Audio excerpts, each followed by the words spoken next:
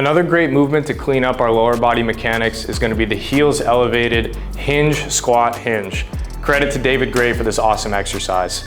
The way that it's going to work is going to be, we're going to have our heels just a credit card distance off the ground, and that's really important. The point of this exercise is going to be building connection to both the hinge and squat patterns with forefoot only connection to the ground. So building relevant foot and calf strength, but making sure that it's fully connected and integrated with the rest of our lower bodies. So we can do this fully body weight for now. We don't need any weights here. We're gonna have, again, our heels at credit card distance off the ground.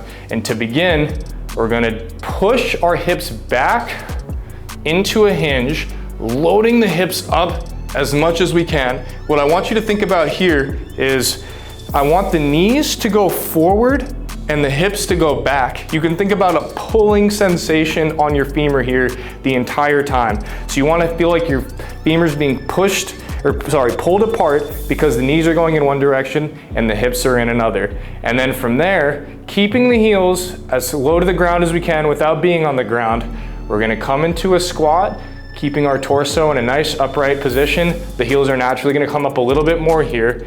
And then now, this is key, we're gonna push our hips backwards and then keep the knees forwards. You can see the shakes that I'm getting here because of the intention of the push.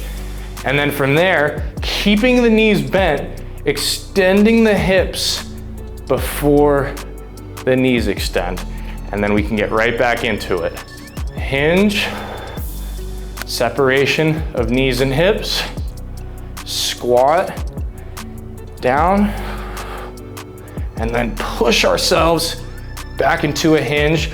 Again, loading up these butt cheeks as much as possible, getting as much space as you can there, loading them up, and then hip extension before knee extension to finish.